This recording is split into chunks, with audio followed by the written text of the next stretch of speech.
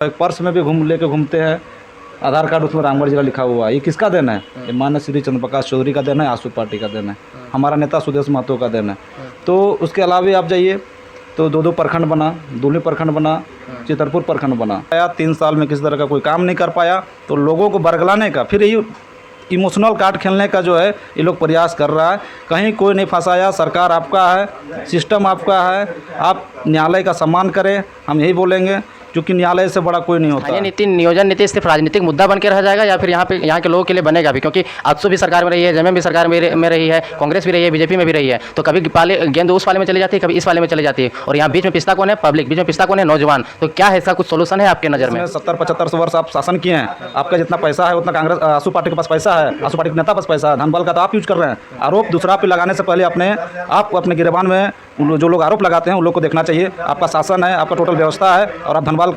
उनका तो ये भी आरोप है कि ममता देवी जो जेल गई है कहीं ना कहीं आजसू का ही साजिश है। रामगढ़ के सभी साथियों को फुल जोहार। आज हमारे साथ में आजसू के जिला संगठन सचिव रुपेश महाथा जी हैं। ये आजसू के एक तेज तरार युवा नेता भी हैं जो हमेशा झारखंडी मुद्दे को लेकर के आवाज़ उठाते रहते हैं और मुखर रहते हैं। तो रुपेश का यहाँ पे 15 साल सरकार भी रह चुका है, लेकिन आपके विपक्षी जो है वो हमेशा निशाना साधते हैं और पूछते हैं कि 15 साल में चंद्र प्रकाश चौधरी ने क्या काम किया है। देखिए, पहले तो विपक्षी पार्टी जो लोग आरोप लगाते हैं, हमारे माननीय सांसद गिरिडीह सीपी चौधरी जी जो 15 साल रामगढ़ में जो है कि वो यहाँ का प्रतिनिधित्व किए, यहाँ के विधायक रहे। आप पिछले 15 साल के पहले आप जाइए, 2005 से पहले, तो रामगढ़ का जो स्थिति था वो किसी से छुपा हुआ नहीं था। आज का आप समय में आप परिप्रेक्ष्य में देखिए आप रामगढ़ को, तो रामगढ़ को सबसे पहला काम किया जब विधायक बने, उनका एक ही मिशन था, पहले हमको रामगढ़ को जिला बनाना है, और उसने करके दिखाया। आज जो है कि हम लोग जैसे कि जो है पर्स में भी लेके घूमते हैं, आधार कार्ड उसमें रामगढ़ जिला लिखा हुआ है। ये किसका देना है? ये माननीय श्री चंद्र प्रकाश चौधरी का देना है, आसू पार्टी का देना है, हमारा नेता सुदेश महतो का देना है। तो उसके अलावा आप जाइए तो दो प्रखंड बना, दूली प्रखंड बना, चितरपुर प्रखंड बना। आप कोई ऐसा गांव नहीं है जहाँ पे सीपी चौधरी के माध्यम से रोड नहीं पहुँचा, बिजली नहीं पहुँचा, और घर नल से जल जो है कि आज जो है कि पहुँच गया।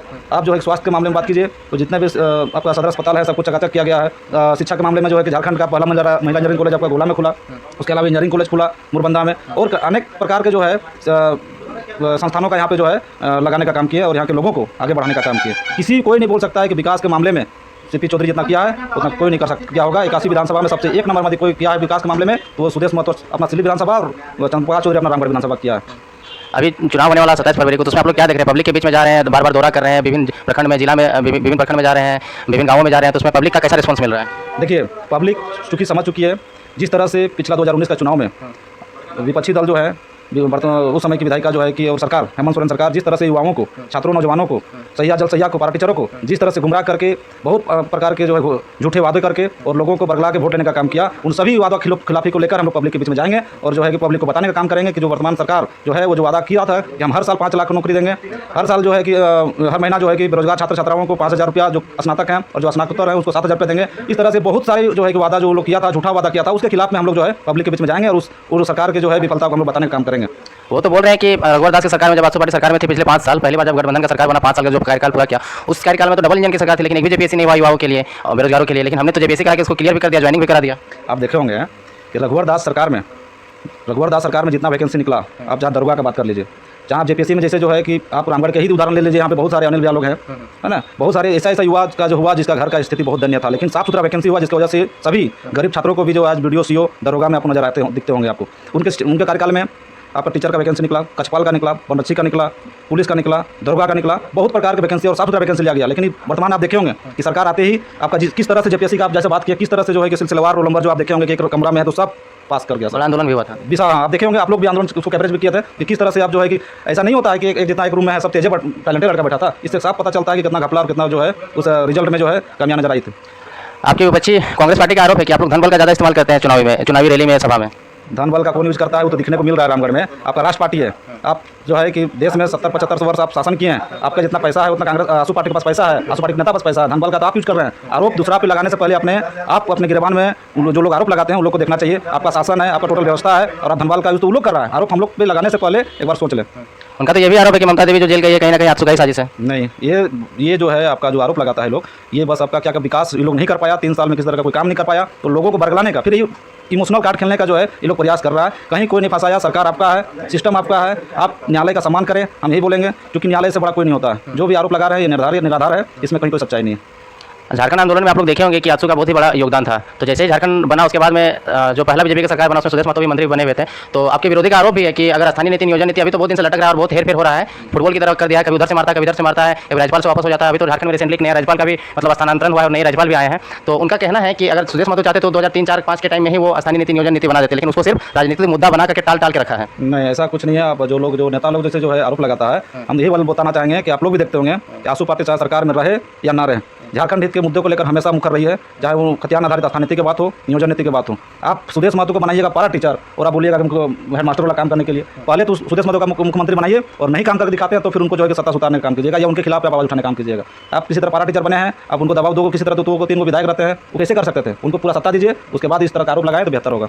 आप लोग गाँव घर में घूम रहे हैं तो मुख्य समस्या अभी क्या क्या देख पा रहे हैं गाँव में? देखिए, आज से 3 साल पहले जब सत्ता परिवर्तन हुआ, वर्तमान हेमंत सोरेन की सरकार बनी, उसके बाद काफ़ी निराशा है आम गरीब किसान नौजवान छात्र सभी लोगों में काफ़ी निराशा है।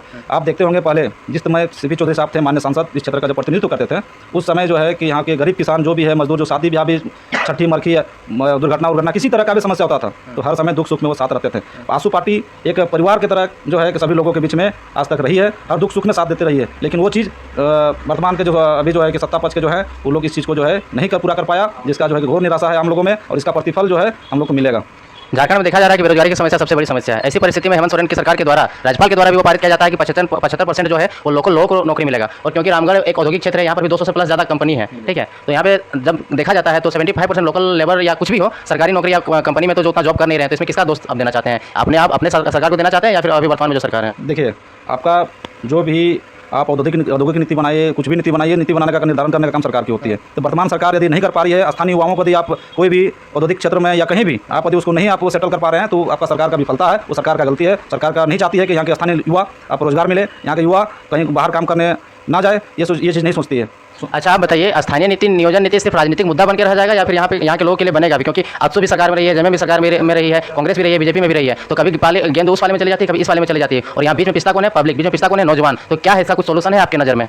जी देखिए, यदि सरकार चाहती इस मुद्दा को सही मायने में सुलझाना तो आज तक सुलझ गया हो रहा था। क्योंकि सरकार का पहला कमिटमेंट था कि हमारा सरकार आएगा तो हम 3 महीना के अंदर स्थानीय नीति 1932 के आधार पर स्थानीय नीति नियोजन नीति लागू करेंगे। लेकिन आप देखे होंगे कि इस मुद्दा को सिर्फ राजनीति को किया और कुछ नहीं कर पाए हो। आप जो है 9 शेड्यूल में भेज दिए केंद्र सरकार के पाले में, जबकि राज्य के लिए नीति निर्धारण करने का काम आपका राज्य सरकार के अंदर का चीज़ है। आप कैसे आप यहाँ के युवाओं को, आप स्थानीय युवाओं को कैसे रोजगार देंगे, कैसे नौकरी मिलाएंगे, कैसे जगह मिलाएंगे, ये आपका सरकार यहाँ का स्थानीय सरकार का काम था, दायित्व था। लेकिन आप न करना चाहते हैं, ये मुद्दा को सिर्फ उलझाना जानते हैं और इसके नाम पे जो है राजनीति करना जानते हैं। उलझाने का आरोप तो आपके ऊपर भी है। 1985 में भी मिठाई बांटते हैं, 1932 में भी मिठाई बांटते हैं। नहीं, ये ऐसा कुछ बात नहीं है। हमारा सरकार, हमारा पार्टी, हमारा जो है नेता हमेशा जो है 1932 और खतियान आधार पर जो स्थानीय नियोजन नीति का मांग को लेकर जगह जगह समय समय पर आंदोलन भी किए और जगह समय सभी पटल पर, चाहे विधानसभा हो, विधानसभा के बाहर हो, रोड हो, हर जगह राज्यपाल तक भी हम लोग इस मैटर को रखें कि यहाँ पे झारखंड में स्थानीय नीति खतियान के आधार पर नियोजन नीति लागू होना चाहिए।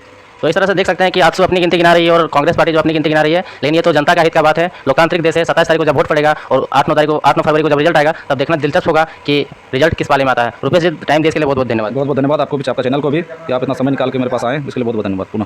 और हम आग्रह भी करेंगे कि अनिल जी बहुत अच्छे जो है कि झारखंड के लिए हमेशा मुखर रहते हैं, तो हम चाहेंगे यही कि इनका चैनल को भी लाइक और सब्सक्राइब कर दीजिएगा।